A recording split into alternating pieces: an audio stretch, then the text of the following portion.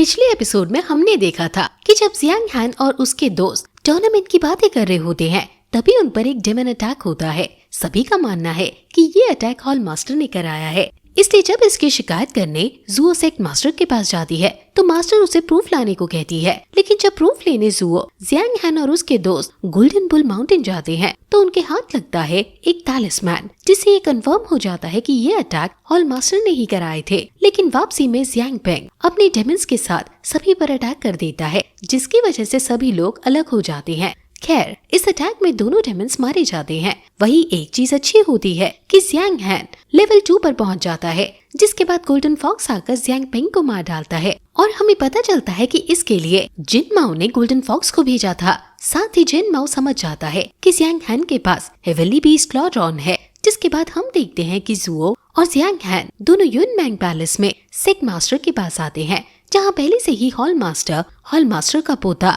हैन लिन Feng, जिन माओ और सभी बड़े लोग इस सभा में बैठे थे। सेक्ट मास्टर यहाँ सभी को टूर्नामेंट के बारे में बता रही थी और अपने स्क्वाड को ट्रेनिंग प्रैक्टिस बढ़ाने के लिए कह रही थी। जुओ आते ही सेक्ट मास्टर को टैलिस्मैन दिखाने लगती है, जिसे देखते ही सभा में बैठे हॉल मास्टर लिन फेंग और जिन माओ सभी हैरान रह जाते हैं। जुओ सभी को बताती है कि ये टैलिस्मैन उन्हें गोल्डन बुल माउंटेन से मिला है, जहाँ डेमन्स रहते हैं। साथ ही जुओ कहती है कि उसके अकॉर्डिंग ये टैलिस्मैन कोई पेवेलियन मास्टर ही बना सकता है। जिसको सुनते ही सेक्ट मास्टर सीधा जुओ से कहती है कि क्या तुम मुझ पर शक कर रही हो। तभी तुरंत पास में खड़ा जियांग हैन सेक्ट मास्टर को शांत करते हुए बताता है कि जुओ बस बता रही है। साथ ही पूछता है कि वह इस पेवेलियन मास्टर ने 7 स्टार फॉर्मेशन बनाई थी, क्या उन्हें टैलिस्मैन बनाना भी आता है। जिन माओ खुद पर सवाल उठते देख गुस्सा होने लगता है, लेकिन जियांग तुरंत ही बड़ी रिस्पेक्ट के साथ पेवेलियन मास्टर से उनकी बेगुनाही के सबूत मांगता है। जिसके बाद सभी पेवेलियन मास्टर्स के बीच डिस्कशन शुरू हो जाती है और सभी अपनी अपनी इनोसेंस प्रूव करने लगते हैं। सभी की बातें सुनकर जियांग हैन थोड़ा हैरान हो जाता है, क्योंकि सभी की बातें सही लग रही थी। अब इस बात से सीधा शक जाता है हैन लिन फेंग की तरफ, जिसे देखकर लिन फेंग बहुत गुस्सा हो जाता है, जिस वजह से जियांग हैन और लिन फेंग के बीच बातों की खींचातानी हो जाती है। जिसके बाद सभी लोगों की नजरें वाइस पेवेलियन मास्टर जिन माओ की तरफ जाती हैं कि वो अपनी बेगुनाही में कुछ कहे। लेकिन जिन माओ भी शायद इस सब के लिए पहले से तैयार होकर आया था, इसलिए बिना समय गवाए जिन माओ हंसने लगता है। लेकिन इससे पहले जिन माओ कुछ कह पाए, वहाँ 2 डिसाइपल्स आ जाते हैं और बताते हैं कि कल रात उन्होंने जियांग पेंग को बिना परमिशन बाहर गोल्डन बुल माउंटेन पर जाते हुए देखा था। साथ ही उन्होंने जियांग पेंग के साथ एक मास्क पहना हुआ आदमी भी देखा था, जिस वजह से डिसाइपल्स ने जियांग पेंग का पीछा न करते हुए सीधा जिन माओ के पास आ गए। जिसके बाद सेक्ट मास्टर जुओ और जियांग हैन से पूछती है कि क्या तुम पर अटैक मास्क पहने हुए आदमी ने किया था, जिस पर दोनों हामी भरते हैं। तभी डिसाइपल बताता है कि उसने जियांग पेंग को कुछ दिन पहले जिन माओ के कमरे से बाहर आते हुए भी देखा था। लेकिन तभी एक पेवेलियन मास्टर कहते हैं कि जरूर जियांग पेंग ने जिन माओ का फायदा उठाकर टैलिस्मैन वहाँ से चुरा लिया होगा। लेकिन जुओ अभी भी बहुत गुस्से में थी, उसे अभी भी डिसाइपल की बातों पर पूरी तरह भरोसा नहीं हो रहा था। जिस पर डिसाइपल कहता है कि टूर्नामेंट पास में है और जियांग पेंग उसका बहुत ही खास मेंबर था, इसलिए उसका ये करना कोई बड़ी बात नहीं। जिसके बाद सेक्ट मास्टर डिसाइपल को वहाँ से जाने के लिए कहती है। अब सभी में जियांग पेंग के बारे में बात होने लगती है, जिस पर जियांग हैन बताता है कि कल रात ही गोल्डन फॉक्स ने उसे मार दिया है। लेकिन ऐसा सुनते ही लिन फेंग बीच में बोलने लगता है कि तुम झूठ बोल रहे हो और जियांग हैन पर ही इल्जाम लगाते हुए कहता है कि तुमने ही जियांग पेंग को मारा है। लेकिन तभी जुओ जियांग हैन की तरफ से गवाही देते हुए बताती है कि उसने खुद गोल्डन फॉक्स को जियांग पेंग को मारते हुए देखा था, इसलिए जियांग हैन जो ये कह रहा है वो सब सही है। लेकिन लिन फेंग को फिर भी चैन नहीं पड़ता है। लिन अब जुओ और जियांग हैन दोनों पर जियांग पेंग को मार डालने का इल्जाम लगा देता है। साथ ही लिन फेंग सेक्ट मास्टर से कहता है कि अगर जियांग पेंग दोषी भी था तो उसे युनमैंग पैलेस में लाना चाहिए था, न कि इस तरह मार डालना चाहिए था। इसलिए जियांग हैन को बड़ी सजा देनी चाहिए और युनमैंग पैलेस से बाहर निकाल देना चाहिए। जिसको सुनते ही जुओ को गुस्सा आने लगता है, लेकिन जियांग हैन जुओ को रोककर खुद आगे आता है और लिन फेंग से उसकी कई बातों का सबूत मांगता है। जियांग हैन अब लिन फेंग की चाल को उस पर उल्टी कर देता है और जहाँ लिन फेंग जियांग हैन पर सवाल उठा रहा था, वहाँ अब जियांग हैन लिन फेंग पर सवाल उठाना शुरू कर देता है और कहता है कि अगर तुम्हारे पास कोई सबूत नहीं तो तुम मुझ पर ये झूठा इल्जाम नहीं लगा सकते हो। और अब क्योंकि तुमने एक फेलो डिसाइपल को झूठा इल्जाम लगाकर फंसाने की कोशिश की, इसलिए सजा की सही हकदार तो तुम हो। लिन फेंग को यहाँ बहुत गुस्सा आता है और वो तुरंत ही अपनी पास का यूज करके एक फॉर्मेशन क्रिएट करने लगता है और जियांग हैन को उसमें कैद कर देता है। जुओ को ये देखकर बहुत गुस्सा आता है, लेकिन वो कुछ नहीं कर पाते।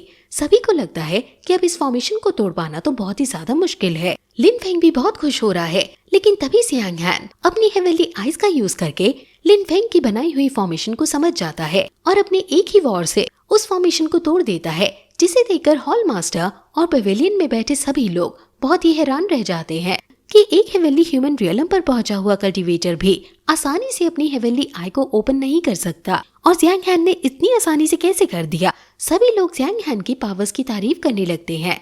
सेक्ट मास्टर भी जियांग हैन की स्किल्स को बहुत क्लोजली ऑब्जर्व कर रही है, लेकिन अभी के लिए सेक्ट मास्टर बिल्कुल शांत है। लेकिन लिन फेंग के मन को अभी भी शांति नहीं थी।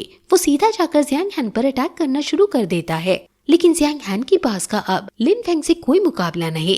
जियांग हैन अपने एक ही वॉर से लिन फेंग के पेट में घाव कर देता है, जिसमें से ब्लड निकलने लगता है। अपनी ब्लड को देखकर लिन फेंग जियांग हैन से और ज्यादा गुस्सा हो जाता है, लेकिन इस बार जियांग हैन लिन फेंग को अटैक करने का एक भी मौका नहीं देता और लगातार 2-3 अटैक्स लिन फेंग पर कर देता है, जिसे लिन फेंग जमीन पर गिर जाता है। अपने पोते को इस तरह पिटता हुआ देखकर हॉल मास्टर खुद को नहीं रोक पाते और लड़ाई रोकने की कोशिश करते हैं, लेकिन जियांग हैन ने अपने आसपास एक प्रोटेक्टिव बैरियर पहले से ही बनाया हुआ था, जिसको कोई भी पार नहीं कर सकता। इसलिए हॉल मास्टर यहाँ कुछ भी नहीं कर पाता है। लेकिन जियांग हैन फिर भी लिन फेंग को पूरी तरह नहीं मारता है और बख्श देता है, ये कहकर कि युनमेंग पैलेस में किसी को मार डालना सही नहीं। जिसके बाद हॉल मास्टर और जिन माओ दोनों ही सेक्ट मास्टर से जियांग हैन के अगेंस्ट स्ट्रिक्ट एक्शन लेने की बातें करते हैं।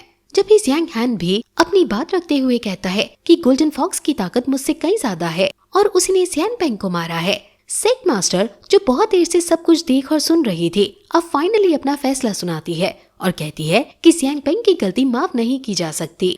वहीं लिन फेंग ने जो जियांग हैन पर बिना मतलब के अटैक किया, उसके लिए लिन फेंग को 1 महीने का कन्फाइनमेंट दिया जाता है। और जिन माओ की लापरवाही जिस वजह से जियांग पेंग ने हेवनली स्टार तलिस्मान को चोरी करके उसका मिसयूज किया, लेकिन क्योंकि जिन माओ ने गुनहगार को पकड़ने में बहुत मदद भी करी है, इसलिए उनका हिसाब यहाँ बराबर होता है। वही सेक्ट मास्टर जियांग हैन की स्किल्स और इंटेलिजेंस से इम्प्रेस होकर रिवॉर्ड में 7 फोल्ड ब्लेड जियांग हैन को देती है, जिसे देखकर हॉल मास्टर को तो बहुत गुस्सा आता है, लेकिन सेक्ट मास्टर के फैसले के आगे कोई नहीं बोल सकता। जिसके बाद एक एक करके सभी पेवेलियन मास्टर्स जियांग हैन की स्किल्स की तारीफें करते हैं। जियांग हैन भी इस रिवॉर्ड को एक्सेप्ट करता है और वहाँ से जाने लगता है। सेक्ट मास्टर अब वापस से अपनी कुर्सी पर बैठे हुए बताती है कि उन्हें जियांग हैन में युनमेंग पैलेस का फ्यूचर नजर आने लगता है, क्योंकि जियांग हैन की स्किल्स बहुत ही शानदार हैं। जिसके बाद सीन चेंज होता है। हम देखते हैं जियांग हैन जंगलों में एक सेकंड टायर डेमन बीस्ट का शिकार कर रहा है, जिससे जियांग हैन को एक स्पिरिट स्टोन मिलता है।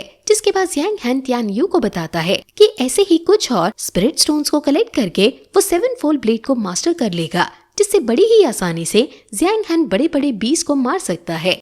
तभी वहाँ लैंग आ जाता है और जियांग हैन को अपने साथ डार्क सिटी की तरफ ले जाता है। डार्क सिटी में हम देखते हैं कि एक आर्टिस्ट लैंग का स्केच बनाता है, लेकिन लैंग को वो स्केच बिल्कुल भी पसंद नहीं आता है। जिसके बाद आर्टिस्ट अपनी स्केच बनाने की फीस मांगता है, लेकिन लैंग उसके बनाए हुए स्केच की बुराई करते हुए आर्टिस्ट को फीस देने से मना कर देता है।